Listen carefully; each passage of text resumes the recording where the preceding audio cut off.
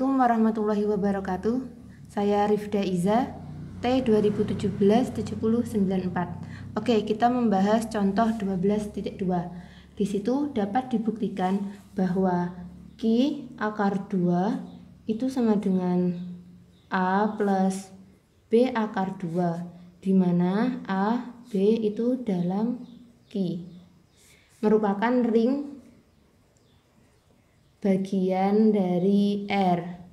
Kemudian dapat juga diuji bahwa 1 plus 0 akar 2 itu elemen satuan dalam Q akar 2. Nah, karena Q akar 2 ring bagian komutatif dan tidak mempunyai pembagi 0, maka Q akar 2 itu adalah Q akar 2 itu daerah integral.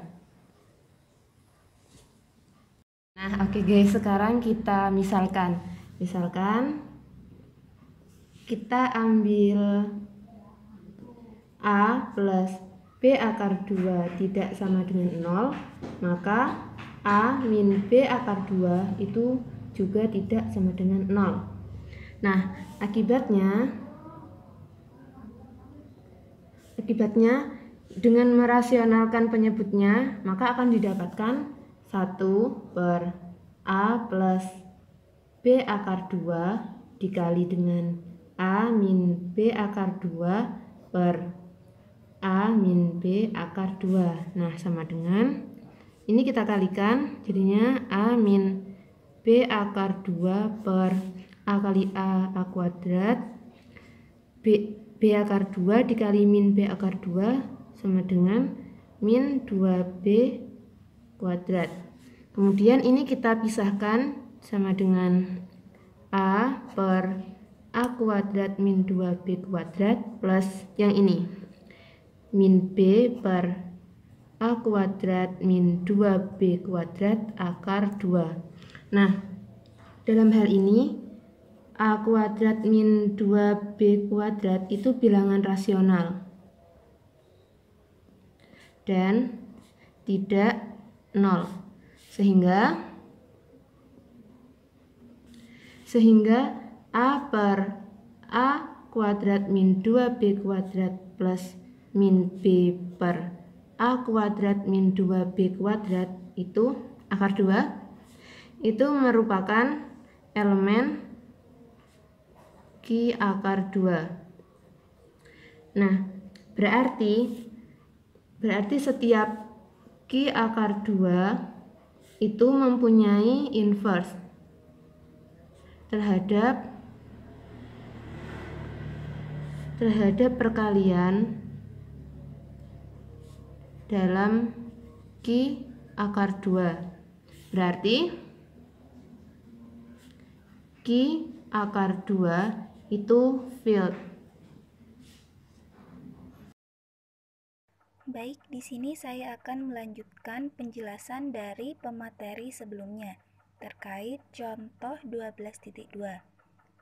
Dari dua kasus sebelumnya, jika diberi field R atau Q, maka dapat dibentuk field yang lebih besar. Nah, untuk mendapatkan field yang lebih besar, dapat diperluas dengan membentuk F akar C sama dengan A ditambah B akar C, di mana A dan B merupakan elemen dari F yang mengandung field F. Nah, beberapa catatan yang berlaku diantaranya field tak berhingga, diantaranya Q dalam kurung akar 2, R dan C. Q merupakan bilangan rasional, R merupakan bilangan real, dan C merupakan bilangan komplement. Lalu field berhingga, di sana terdapat ZP. Nah, di mana P merupakan prima.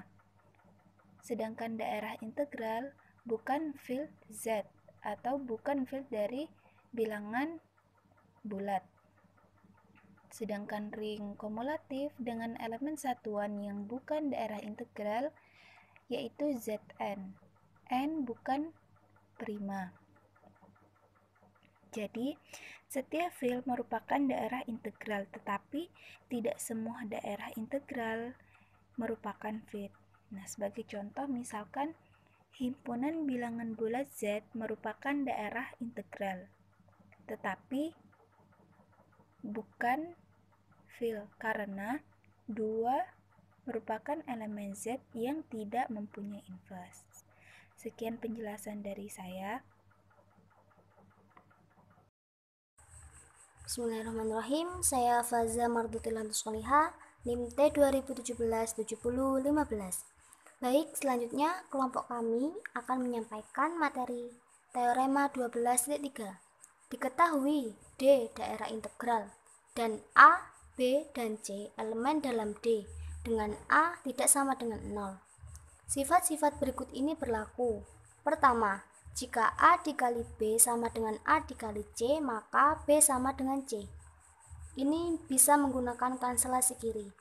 Kedua, jika B dikali A sama dengan C dikali A, maka B sama dengan C. Ini bisa diselesaikan dengan kanselasi kanan. Ketiga, persamaan AX plus B sama dengan 0, dengan X tidak diketahui. Paling banyak mempunyai satu penyelesaian. Karena ini merupakan teorema, maka perlu dengan adanya pembuktian. Pembuktian yang pertama akan saya jelaskan. Kemudian pembuktian yang kedua dan ketiga akan dijelaskan oleh pemateri berikutnya. Baik, langsung saja kita beranjak pada pembuktian sifat yang pertama ya. Sifat yang pertama, jika A dikali B sama dengan A dikali C, maka B sama dengan C. Karena A dikali B sama dengan A dikali C, itu mengakibatkan A dikali B sama dikurangi A dikali C sama dengan 0. Mengapa bisa terjadi demikian? Karena kedua ruas dikurangi dengan A dikali C. Jadi seperti ini.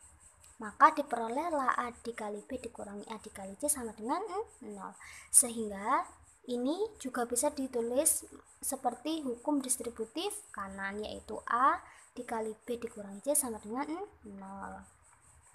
Karena A tadi pada teorema ini tidak sama dengan 0 dan dalam D tidak ada pembagi 0 sejati, maka dapat dituliskan B dikurangi C sama dengan 0 atau B sama dengan C.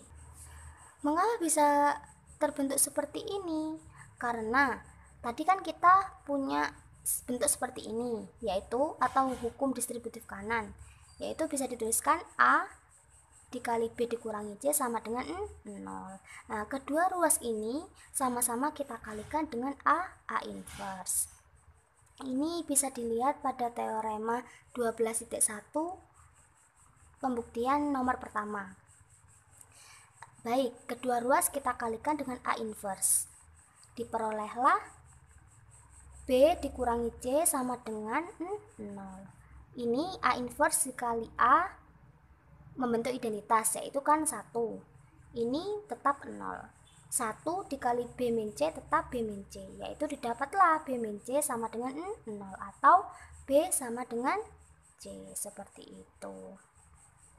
Jadi terbukti dalam D itu tidak ada pembagi 0. Mengapa ini pembagi 0 sejati? Karena A-nya itu tidak sama dengan 0. Disebutlah di dalam D tidak ada pembagi 0 sejati, seperti itu. Oh iya, tadi kan juga bisa diselesaikan menggunakan kanselasi kiri. Baik, ini kanselasi kiri. Kita tuliskan terlebih dahulu seperti ini. A dikali B min C sama dengan 0. Ini tadi hukum distributif ke kanan. Kemudian kita pecah bisa menjadi A dikali B dikurangi A dikali C sama dengan 0. Kanselasi itu sendiri yaitu menghilangkan. Apa yang kita hilangkan di sini yaitu A. Mengapa namanya kanselasi kiri? Karena A-nya terletak pada posisi kiri. Kita hilangkan A-nya. Seperti itu. Didapatkanlah B dikurangi C sama dengan 0. Atau bisa kita tuliskan B sama dengan C. Seperti itu. Terima kasih. Baik, saya Happy Firda Nuril Umami, NIM T 2017-70004. Di sini saya akan melanjutkan penjelasan dari Mbak Faza, yaitu membuktikan sifat-sifat pada teorema 12.3 dengan diketahui D daerah integral dan A, B, dan C elemen dalam D dengan A tidak sama dengan 0. Oke, langsung saja kita buktikan sifat yang kedua, yaitu jika BA sama dengan CA, maka B sama dengan C dengan kanselasi kanan. Oke, langkah pertama yaitu kita tulis kembali BA sama dengan CA. Kemudian kedua ruas ini kita sama-sama kurangi dengan CA, mengakibatkan BA min CA sama dengan 0. Nah, kemudian kita gunakan hukum distributif kiri sehingga menjadi B min C di dalam kurung dikalikan A sama dengan 0. Nah, karena A tidak sama dengan 0 dalam ketentuannya dan dalam D atau daerah integral tidak ada pembagi 0 sejati, maka B min C sama dengan 0 atau B sama dengan C. Nah, nilai dari B min C sama dengan 0, coba kita nolnya masukkan ke sini. Jadi 0 kali A sama dengan 0, benar kan ya? Atau B sama dengan C, jadi nilai B-nya itu sama saja dengan nilai C. Jadi sifat yang kedua ini terbukti benar jika BA sama dengan CA, maka B sama dengan C. Kemudian kita membuktikan sifat yang ketiga, yaitu persamaan AX plus B sama dengan 0 dengan X tidak diketahui paling banyak mempunyai satu penyelesaian. Jadi dari persamaan AX plus B sama dengan 0 ini, dengan X yang kita tidak tahu nilainya berapa, nah paling banyak hanya mempunyai satu penyelesaian saja. Jadi dari persamaan AX plus B sama dengan 0 ini hanya ada paling banyak satu penyelesaian saja. Oke, langkah pertama, misalkan S dan T merupakan elemen D yang merupakan penyelesaian dari persamaan AX plus B sama dengan 0. Jadi S dan T ini kita gantikan ke X ini, mengakibatkan AS plus B sama dengan AT plus B. Nah, kemudian kita kurangi dengan B, kedua ruas ini kita kurangi dengan B, maka menjadi AS sama dengan AT. Nah, dalam menggunakan kanselasi kiri, maksudnya kanselasi kiri yaitu penghapusan daerah yang kirinya. Lah, AS sama dengan AT. Lah, ini A sebelah kiri atau ruas kiri mempunyai A, sebelah kanan mempunyai A, dan sama-sama di sebelah kiri kan ya. Jadi kita bisa langsung hapusnya. Jadi diperoleh S sama dengan T. Maka sifat yang ketiga ini terbukti jika persamaan AX plus B sama dengan 0 dengan X tidak diketahui, hanya paling banyak memiliki satu penyelesaian. Begitu. Terus meskipun teorema 12.3 ini dinyatakan berlaku pada daerah integral, tapi sebenarnya juga berlaku pada sebarang ring yang tidak memiliki pembagi 0 sejati. Nah, seperti ring himpunan bilangan real, terus ring himpunan bilangan kompleks. Lah, mereka itu tidak memiliki pembagi 0 sejati, sehingga teorema 12.3 ini bisa berlaku pada mereka. Jadi itu sekian dari saya. Terima kasih. Oke, teorema 12.4. Diketahui F field dan A, B dalam F dengan A tidak sama dengan 0. Persamaan AX plus B sama dengan 0 mempunyai tepat satu penyelesaian dalam F. Oke, kita buktikan. Karena A dalam F dan A tidak 0, maka terdapat A pangkat min 1. Nah, sehingga